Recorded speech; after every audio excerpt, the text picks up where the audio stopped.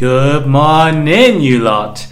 So as the title says, I'm here to discuss my ACCA journey, just to help people out, even if it helps one person out there through their exams.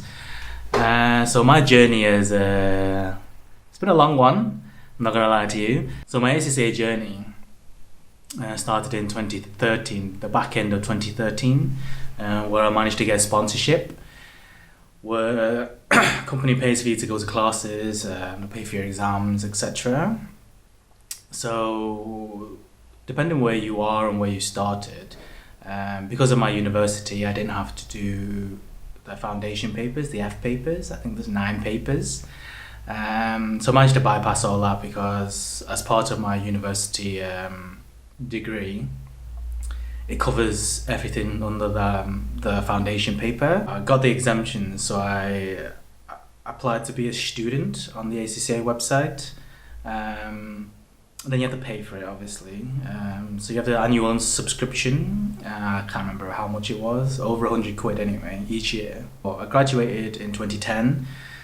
Found work in I found work straight away pretty much, but I've managed to find a place that sponsored me in 2013. So after probation, etc., they offered me to do it. So to begin with, what did I do? P1 and P3, which I think today is like SBL.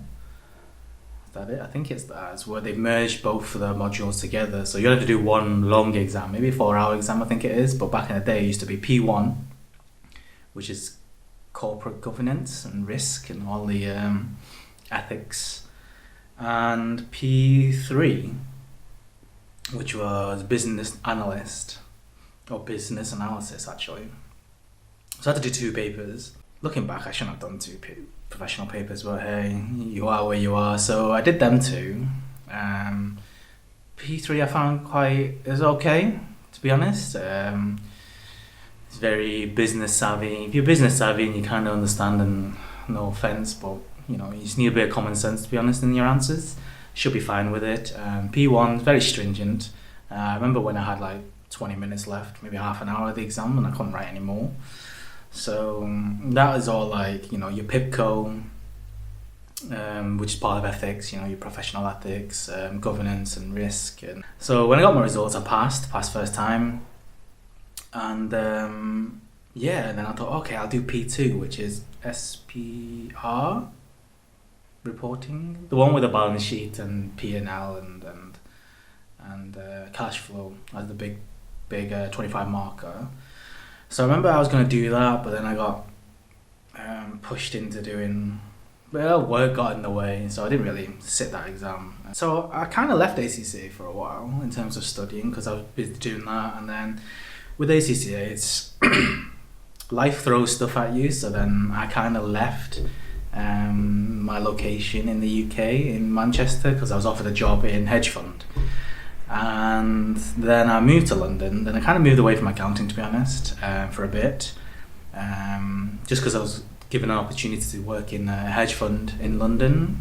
But then things happened, blah blah blah, and then I reverted back into accountancy in another position and started to do P2 again.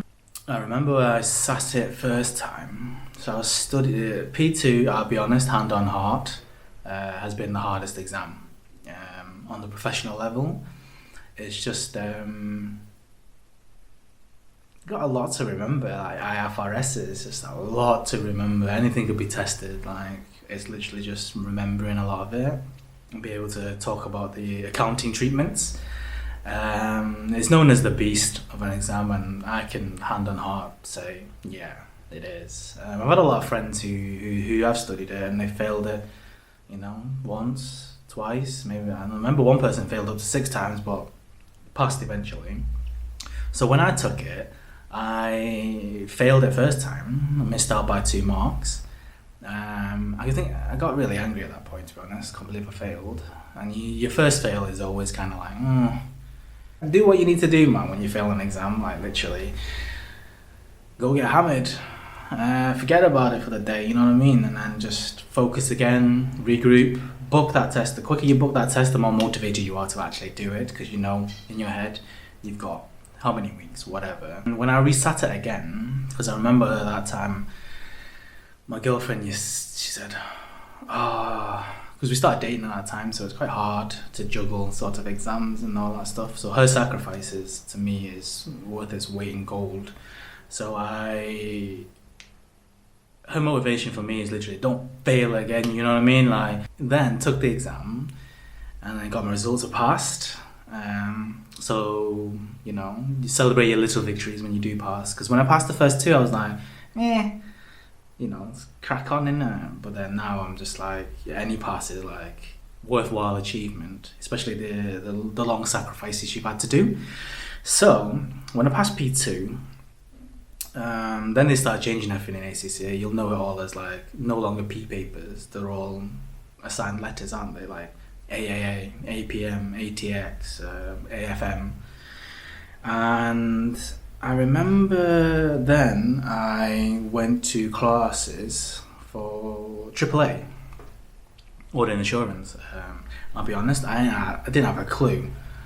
Even when I was in class, so I studied under BPP at the time. They sponsored me to put me in there, and then I didn't really get that much, if I'm honest, in classes. It's been one of the worst experiences, one of the worst courses in my life. Just being honest, I can say that because we bloody paid for it. I didn't think it was worth the almost $2,000 almost. It was a $1,500 for a course. Sit there, read out a book, and I'm like, I could just do this myself. So when I sat that exam first time, I had no heart into it. So I remember I flopped that one, and then I was like, oh, you know, it is what it is. And then for some bizarre reason, as you know, I started traveling, innit? So just before I booked an exam to do, and I had no intention of actually putting my heart and soul into it, because I was kind of having a break from the whole thing and break from being an adult and going traveling. And then I travelled in 2019, so that's like 6 years, man. 6 years and I passed 3 exams. But in between those 6 years, I kind of like held it off. Busy with work, busy with relocation, busy with life, you know what I mean? Like just enjoying my life a little bit. And then COVID happened. So COVID happened in March 2020. I was stuck in Nepal for a long time. So towards the end of 2020, I kind of like, you know, spoke to my girlfriend and said, you know, I need to go. I might as well just do these exams then, you know what I mean? And yes, well, since then we've been separated physically for a while. I mean, it's been like 11 months now. It's a long time, but my main purpose to come to Hong Kong is because it was open. Test centres were open to do exams. So when I came here, I did my quarantine, which is like 3 weeks. And then the first sitting in March, I did AAA. So what I've learned in AAA is like, all these classes are crap. I'm just gonna say it. It's not great. In the end, I just self-taught myself the whole thing.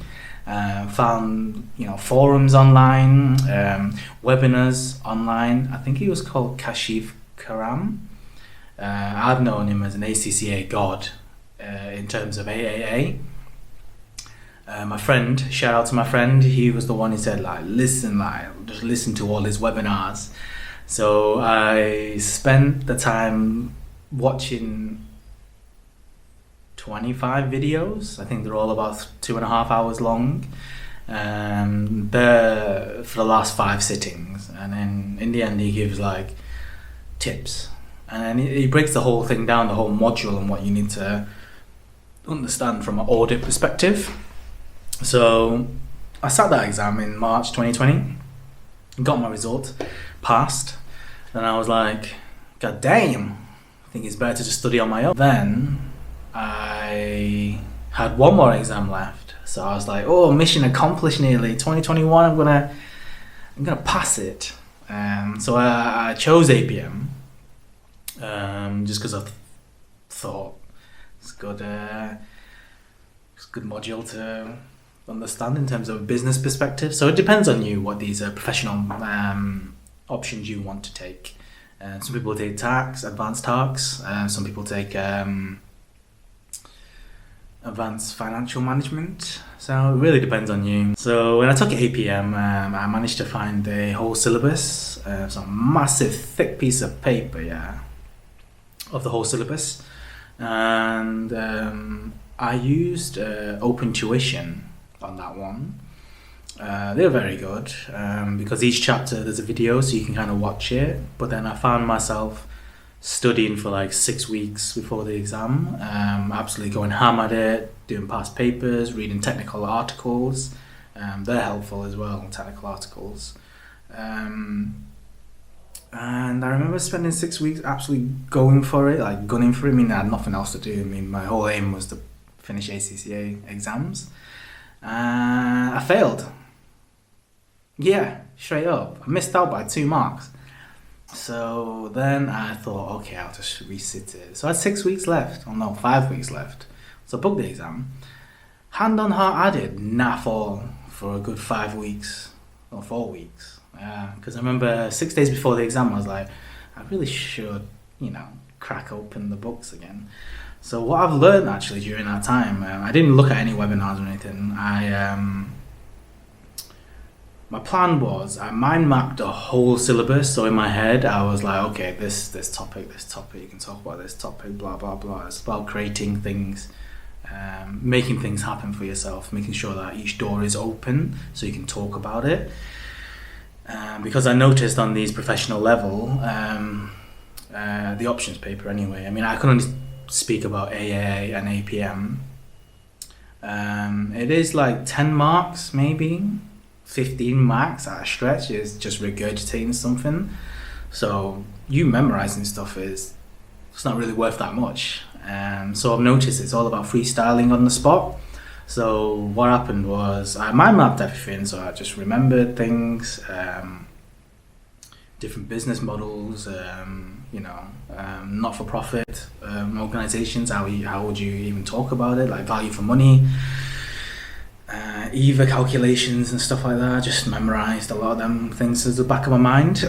But then I spent so that's day 1 of the 6 days, and the next 5 days I had 10 or 11 past papers, so I kind of looked through the past papers again. And I think a lot of students do think that a past paper exam will just come up again on the actual day, but it doesn't. It never does. It doesn't make any sense. So what you have to do is literally look at the answers, and then the answers will help you on syllabus, if I'm honest. It'll help you see what angle they're actually talking about. So I spent the next 5 days up to the exam day doing these past papers, and then as always in all exams, I'm like, 10 o'clock, I'm done. Like, that's it, done. I'm not going to stress anymore. I'm going to go get something to eat, and I'm going to take a shower and go sleep. And then on exam day, actually, on my last exam, so I was booked in at 12:30. So this is, in my mind, it's like, okay, it's a reset. It's gonna be my last time I'm ever gonna come into an exam hall to do ACCA. Like, come on, let's get it on. You know what I mean? And then turned up when I printed out my paper. It said 5:30, and I was a bit confused. So then I went there and she went, yeah, you're actually a bit early, aren't you? And I was like, oh crap. So I was just sitting in the exam hall outside because they changed it to computer based now exams. So I sat there for I went out to Starbucks in there for a couple of hours, and I came in, did the exam at 5:30, finished at 10 o'clock. And because it was computer based, I was typing a lot quicker than I would write. So it's all about time management as well. That's critical. Like, most advanced papers would be 50% would be the question 1, so 50 marks. Then you'll have question 2, 25 marks, question 3, 25 marks. And you just got to divide all that between the 3 hour, 15 minutes to give you enough time. And then I always thought, you know what, if I can't answer something, move on. Don't detriment yourself, just literally move on, because it's not worth looking at that 6 marker if you have no clue. So when I was in that exam, I was quite calm in that exam. Like, I see a load of other students like stressing and like revising before the exam. Don't do that, because you're gonna mess yourself up, to be honest. You're gonna just increase anxiety, increase everything, stress levels. Just go in there chilled, innit? Like, all you have to do is just mentally in your mind is like, I only need to get 50% on each question, really. And yeah, went in there, started doing all questions, and on that one, actually, 8 p.m, I missed out an 8 marker because I ain't got a clue what it was talking about, and I didn't have time to even try and figure it out. I thought, you know what, move on, let's just see what else is there. So I finished question 1 on time, probably because I didn't have to do the 8 marker. And then question 2, I spent a lot of time on that, a lot of time. And then it was quite hard, question 2, if I'm honest. It's a bit confusing what they're trying to look for. And then I moved on to question 3 when I thought I finished question 2 adequately enough. I looked at the time, I was like, oh, I got 45 minutes. Oh, okay, that's enough time to crack on with question 3. I looked at question 3. It was easier than question 2 because I'm not used to the whole computer module, like all that stuff. It's the first time I sat the computer exam, so I was kind of like, oh yeah, duh, I didn't even look at all the questions properly. So question 3, I literally blitzed through that. I was just writing reams and reams, and there was some things you had to remember off the top of your head, like definitions, but I don't think it's worth that much marks because you have to relate it back to the question anyway. So I was writing through. So I got through the 15 mark, then a 10 mark, I was getting through it, finished it adequately, the way I wanted to, feel comfortable I'm done. Then I was going to look at the 8 marker, and I literally had 10 seconds left on the counter, on the computer, and then I thought, it's not really worth it, might as well do the last bit of question 10, brought another sentence, just came to my head, and then that was it. That was the first time in my whole sort of ACC experience where I just literally freestyled everything. I'm not going to lie to you, it's a lot of common sense on that exam. There's no point being so bogged down with all the knowledge when it's only going to worth 10, 15 marks. There's no point. You might as well just try and focus and come up with different ideas, especially when you go to these very subjective exams. Just think of different ideas, especially in APM. Think of different ideas that you think in the world, like logistics and even COVID, man. I wrote COVID in my actual exam because it was talking about logistics and like, what was it talking about? BPR, business process re-engineering. And that helped me a lot, to be honest. I thought about things like Amazon, even Royal Mail in terms of delivery. So it's up to you and your own common sense and your own knowledge, because they don't teach you that on the actual, the whole module. The module is just a syllabus of what it can detail around, but it's not literally going to go, let's talk about Amazon or blah blah blah. It wasn't Amazon, but the business structure was just like Amazon, and delivery was like Royal Mail. So you could say I was lucky. It came up, and then I was just able to chat about it. So then I finished that. Obviously, got my exams results 6 weeks later, and I passed. When I feel a bit confident walking out of an exam, I usually do well. Usually pass. Sometimes I leave and I think, maybe I just missed out, and I'm usually right. I usually just miss out on whether it's like 48, 47. So the whole journey, you might be thinking, oh my god, it's like, Tommy, it's taking you like 8 years to actually pass the whole thing. And even though you had exemptions, so you're thinking like, you got five exams and it's taking you that long. My answer to that is, yeah. I'll be honest, I could have finished a lot earlier, but some things in life, they throw you curveballs. It depends where you are in life. It depends if you're motivated enough and you have the time to do it. If I'm being honest, when I'm actually studying and went through the whole thing, in reality of those 7 years, take 2 years away from traveling, so that's what, 5 years, 4 or 5 years. And then maybe take a year off, because when I was going to London and settle down, etc., then, in theory, it's only 3 years maximum. To be fair, I should have floored it before I left for London. But the whole ACCA journey is, it's been eventful, if I'm being honest. Lots of ups and downs. a lot of sacrifices. So many weekends I've had to leave friends at 9 o'clock because I had to go college the next day. But it's worthwhile in the end, I think. Yeah, it's about your own motivation. Because if you know, in the UK, there's like a guideline of minimum salary for ACCA qualified people, and in London, the chances are, like, I've spoken to some who are still studying now. I have a friend who hasn't passed an exam since I left London, which is a long time ago. And I was speaking to him and I said, I understand the motivation wise. I mean, like, if you're getting paid over the recommended minimum salary, your motivation's kind of not there, you know what I mean? Like, even if you pass, like, you're not going to get like loads of moolah after. But, you know, I've always said to him, like, well, at the end of the day, man, it's there, man, you finish it. And plus, you have a time limit under ACCA, so if you've done all your foundation paper, that's secured, locked, no time limit once you passed all that. The moment you start your first P paper, once you pass it, I think you have 7 years to finish all of it. So it's giving you a generous gap. But you need to be dedicated to yourself. Don't be bogged down with all the little details and just memorizing everything. There are webinars out there that you can do for free, because I did self-teach myself the last 2 modules and I passed with minimal spending or any support properly. Just look online, you'll find it. Open tuition is very good. It's free as well. It gives you the syllabus, you just have to sign up for it. Past papers, trust me, past papers, they're the one that can mould it and give you an idea of what the exam looks like, what the examiner's thinking about. The exam reports, have a look at them, see where students fail, where you can avoid any pitfalls. I'll be honest, I did read them, just a handful of them, and you can see the common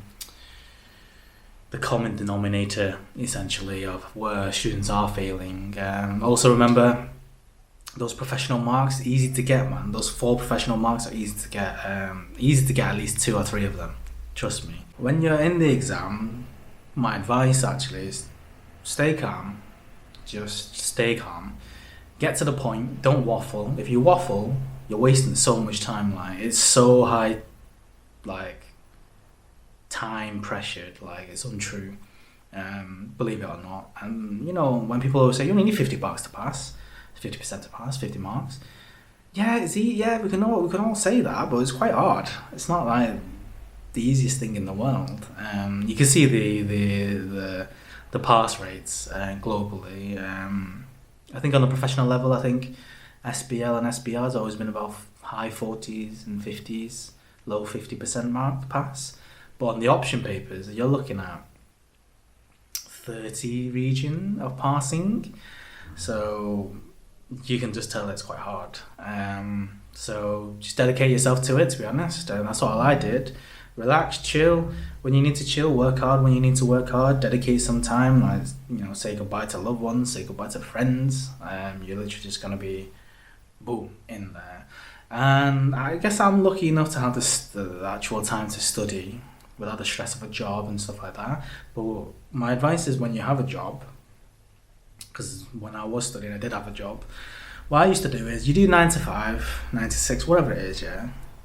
Don't leave the office. Find a free room in there, because no one's going to be there, are they? And then think to yourself, all right, I'm going to study from 6 till 9, 10 o'clock and then go, because then you've left everything there. And then when you get home, you know, your significant other or whatever, if you're living there, or if you're living alone but you have your own time, in there, to just wind down and chill. Most important is, like, just don't be stressed about it. Just take it at a time.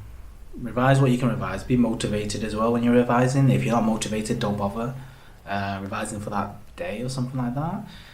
Take breaks in between. So you've got 6 weeks. Like, I'm sure you can sacrifice, you know, a day, a week, just to have a moment, just to switch off a little bit. Because as a human being, you can't revise 7 days a week. It just gets a bit dry. So, you know, do what you need to do to relax. You know, whether it's going out with friends for a quick drink one day, have dinner with friends, spend time with your other half, go jogging, whatever it is, isn't it? Just do that.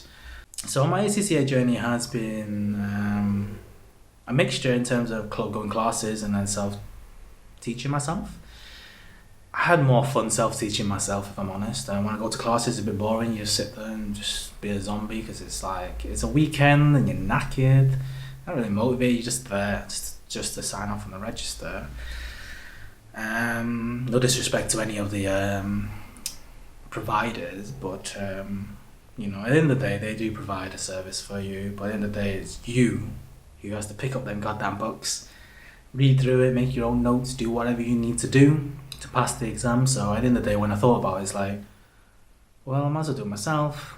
Just self-teach myself. And I think that's with the internet now, it's more accessible to like more material. Yeah, just don't treat exams as in, oh my god, da da da da da.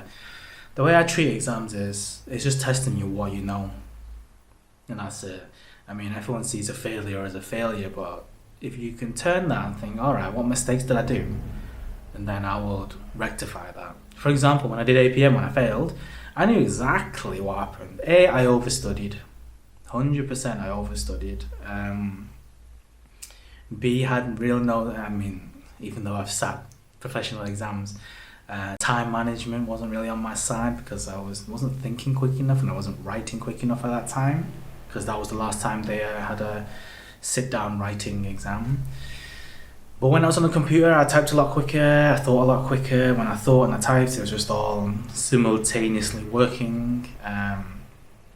And the worst thing you can do, to be honest, after each exam is, and I've had it when I did AAA and APM, where people would start discussing what you wrote, and I'm like, I can't remember what I wrote. If you've ever gone ham on an exam, you leave it all there on a table, and you leave there, and you just want to go for a, I don't know, do whatever, man. Go karaoke and go for a drink. You don't talk about exams. So I had loads of people asking me, like, oh, what did you think? What did you put on this? And, you know, with AAA, I said, like, I think I just passed. I literally said it outright to people. I was like, I think I kind of just passed, to be honest. Obviously, everyone looks at me like a weirdo. Or a cocky weirdo, but I thought I did pass. I think I did enough. Yeah, I always have this feeling, like I said. And then when I passed, and then APM was even worse, because people were asking me loads of questions the second time round. And this guy was like next to me. He didn't get to question 3, or he just started question 3 and ran out of time because he spent too much time on the other stuff. And obviously, I told him, like, don't worry, I missed out on a marker. And he was like, yeah, I missed out on 25 marker. And I was like, all right, well, it's time management, isn't it? And he kept telling me, and I think he kind of wanted to brag a little bit. Like he told me he had like 47, I think. On the exam I did, I got 48, and obviously I got 48. Don't mean nothing. Like, I could get 1. 49 and 1 are the same thing. You failed. So I think it's just maybe some students like to big up themselves that way, but a fail's a fail, isn't it? And I remember the woman next to me. She came out last because we was at the back of the class anyway. And she just had this petrified look on her face, and I was like, maybe we should chat to her, you know what I mean? So I started speaking to her. She's like, I just got to question 3 and ran out of time, blah, blah, blah, blah. And obviously I told her, like, yeah, it's time management. Like, if you run out of time on a question, move on. Trust me, move on. Because you're detrimenting, you could potentially get those marks back. You know what I mean? And, you know, I tried to help her out because, like, on ACCA journey, it is a lonely journey. I'm not gonna lie to you. At the end of the day, no one's gonna help you in an exam hall. It's all down on you, man. It's all on you. It's a bit like being in a boxing ring, you know. It's only you and the exam paper that you're fighting. No one's gonna help you. No one's gonna help you. So I thought I'll help this woman because I thought this was probably the last time, and thank God it was the last time I sat an exam. So I just told her, like, you know, what exams are you doing? Blah blah. She had 4 exams left, and she did I think this was her 3rd sitting. I was like, all right. Did you not learn anything from the last 2 times? Anything you can improve on? Blah blah blah. And obviously she was like, I went to classes and all this stuff and blah blah blah blah. And I said to her, I self-studied. I told her, like, open tuition, YouTube, past papers, technical articles, all these you can access online for free. But that's all I did. And she's like, oh my God, you must be like really super clever. And I was like, no, I just don't want to spend that kind of money to go to classes, like over close to £2,000, £1.5. It's not worth it. So, you know, I give her some advice out of just being helpful, because I know what it's like being there, kind of near the end, but not really near the end. So I thought I'd pass the knowledge on and tell her, like, listen, yeah, you might want to do this because I did this and I passed, to be honest. And yeah, here we are today, just at the end of the road. Like, the feeling I got of opening my last ever email when the results came in. I remember looking at, like, I opened the email and I was like, I don't want to look at it, what after I failed, even though inside I thought, maybe I just passed. Looked at it, I passed, and I give the massivest, like, fist bump in the world, man, because that's like the last exam, innit? And yeah, it's a good feeling. It's a really good feeling when you get there. But the only way you're gonna get there is through perseverance, honestly. If you fail an exam, so what? There's only been one time I've been devastated on a fail, which is the first fail. Trust me, that feeling is not that great. It's the most depressing feeling in the world. No matter who's around you, who's trying to pick you up or whatever, they're not going to understand what that feeling, that feeling is like. And yeah, just once you get over that and that mental block of like, oh, I need to do first time passes, but I'm like, yeah, but whatever happens, happens. And yeah, all I'm going to say in all these exams, and if you're reached to the end here now, honestly, open tuition, that helped me a lot. Past papers, technical articles, dedicate some time into it. You know you, so you know your attention span. I've always said the most a human can take in is maybe 2 hours work. So do 2 hours at a time, have a break, come back at it 2 hours, and then that's it for the day, and then repeat the cycle till you go to the exam hall. And then when you go to the exam hall, forget about the other students when they're all like looking at all these IFRSs, blah blah blah. If you don't know then, you don't know ever. That's all I'm saying. I don't believe that's the way forward as well. Just doing like last minute revision, don't believe in that. You kind of should get an idea of the whole syllabus anyway. Just go in there, relaxed, smash out of the park, mate. And then that's it. Forget about it. Honestly, when you finish the exam, forget about it. Don't talk to any other students. Don't do nothing. Just get the hell out of there. Go to the pub, or if they go to work like I used to, I just go straight to work, even though they kind of just went, do you want to go to the pub instead? And I was like, yeah, alright then. Just do something to relax in there. Gotta wait for those 6 weeks for the exam results. So there's no point stressing about it. What's done is done. It's out of your hands now. And just wait for the results. And then hopefully it's a pass for you. Is it hard? Looking back, because I'm older and more mature now, could have finished it a lot sooner. It just requires a lot of maturity and not think about just exams. You gotta think about things outside the box to write about. Otherwise, you're gonna struggle to come up with ideas. And I thoroughly enjoyed it. If I'm honest, people will be like, "It's such a pain." Nah, nah, nah. I enjoyed the whole process. If I'm honest, enjoyed the exams. Don't know why, just enjoyed it. The only one I didn't really properly enjoy was P2 or SBR, is it? That was it's a tough cookie. Yeah, even though I passed second time, it was a tough cookie just because so much to do, so much to remember, so much stress levels. But if I can help anybody out there who is studying, it's down to you, to be honest. You can go down the sponsorship through work. Looking back now, kind of helped, but kind of didn't really help that much. The only way you can truly pass these exams from a personal point of view is if you actually learn yourself rather than someone lecturing and telling you stuff. As if you was at uni again. Do your own research. Find out things yourself. Because you'll learn quicker that way, trust me. And the quicker you can just jump into past papers, because when you read the past papers, you're actually learning. So when I was doing AAA, And even P2, like IFRSs, there's a lot of them, isn't there, to remember. Even I get nightmares now thinking about each one, but it's drilled into my head now.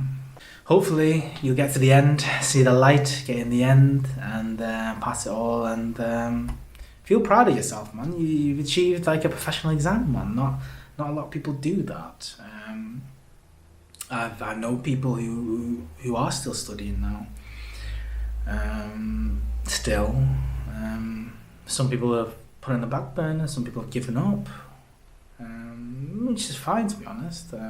I just live in that mindset of like, I don't want to get to the point where I didn't finish it. Just not disappoint my parents or anything like that, more disappoint myself. Don't start something if you can't finish it. I've always thought about that. And I don't want to get to the point where if I have kids, then they can go, oh no, it's too hard, this degree, or this master's is too hard, I'm just going to give up. They'll have no excuse to give up. No one has any excuse to properly give up if you put your mind to it. So yeah, I hope this video helped somebody feel a bit better. Honestly, like, it's just an exam, man. Just get in there, rock it, see what happens, and then, pass or fail, go again. So that's my whole exam journey under ACCA. It's been a blast. Feels good to pass. Don't, obviously, in the comments below, like, don't be afraid just to ask a question, and I can try and help you. I'm not an ACCA tutor or anything like that. I'm just a guy who passed it. But I can share you my journey, or share you little bits on, certain exams I did, how I passed. Because there's a lot of people online. Yeah, they are helpful. They're probably helpful, really. But with me, it's more like, I'm just your average guy, man. I ain't clever. I ain't thick as well. Just in between. Just to help you out. Hopefully it's been a worthwhile visit to this video. And what I want to say is, the people who are still there, still going, just keep going, man. Just smash through that wall, man. The only time you're going to give up on these professional levels is when you run out of time. And I don't mean run out of time in terms of sitting. I mean the 7 years have passed and you just literally couldn't pass the exam, and it gets resetted again. So don't get to that point. Just smash out the park. You guys can do it too. Honestly, hand on heart, you can really do it. Just believe in yourself, put the time in, dedication in, sacrifices, and you'll get there. Trust me, you'll get there in the end. If you fail once, don't care. Dust yourself off. Go again. See what else you can do differently. As I tell you, it's not knowledge, because I know you guys are like literally memorizing everything. It's application, common sense, and time management. They're the three things above learning the syllabus. So if you get them right, get in there, smash it out the park. Don't over revise, just revise to your limit. Whether it's just 45 minutes one day, or 2 hours the next day, or 4 hours the next day. Like, just have some time to yourself. Don't listen to people going, oh, you have to sacrifice all this time. You don't. You can have a day off. 7 days in a week. I have Wednesday off. Just have a Wednesday off. Have a Friday off. Just have 1 day off in the week, 2 days off in the week. Because you got the weekend to revise. So, yeah, just have plenty of sleep. Be relaxed. And the more relaxed you are, the more you do better in exams, to be honest. Because you're not stressing. You just get in there. Do what you can do for 3 hours and a bit hours, and then get the hell out. Go for a drink, go bowling, go karaoke, have a barbecue, punch the wall. I don't know, man, just anything, innit? And yeah, that's my journey. Talk about all these 14, 15 exams or whatever it is, but soon you'll be racking up more W's than L's, man, you know what I mean? As long as you put your heart and soul into it, no one can ask for any more. Leave a comment below, like I said. Anyone needs any help, any advice, because I'm a big advocate that you can do it. There's a no attitude of I can't do it, it's I won't do it. So yeah, until then, keep it real, keep it Tommy Travels.